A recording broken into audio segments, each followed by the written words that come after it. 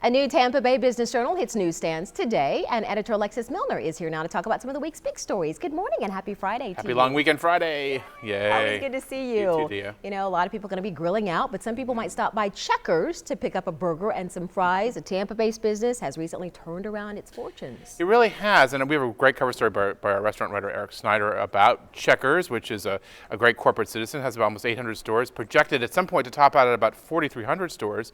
They've really turned themselves around, especially since 2007 when they brought in Rick Silva, who is an affable, energetic, just a charismatic leader as CEO. And we document sort of how that's happened. Part of this process is back in the day, there was no culinary research and development, so they couldn't bring new products to market, and they didn't really know who their audience was. But you know, Checkers has done a lot with sort of bringing in new products and making them, you know, realizing who they are, which is burgers and fries. And the fact is that those aren't going out of style, and that it's led to growth. And where I think they're nearing $1 million in average same-store sales. For comparison, I think Subways generally have about $500,000, McDonald's $2.5 million, but Checkers is growing where some of those other chains are really sort of flat in growth. And it's just a great local success story, and some insight into sort of how all that happened. Good news for them, good news for us. Absolutely.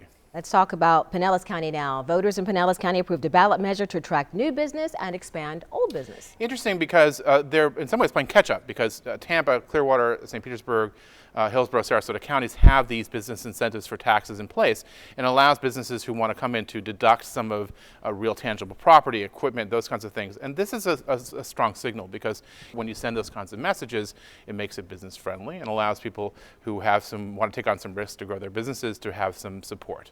And you've got some exciting news for people in Trinity. There's a new shopping center that's in the works. You got all the details on that? Yeah, a new the Shops at Trinity Lakes, which is at State Road 54 and Community Drive. It's being developed by Assembler. It's a $15 million shopping center.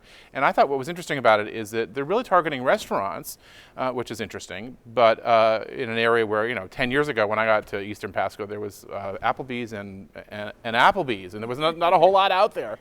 So more offerings, more places to go and eat, and showing that Pasco County, that long stretch of 54, is showing signs of growth and energy. Fantastic news for everybody involved. Yeah, these are good things for the economy. Absolutely. I think it makes a lot of sense. So. Always good to see you. You too, Dia. And for more Business Journal news, go to our website, abcactionnews.com/marketplace.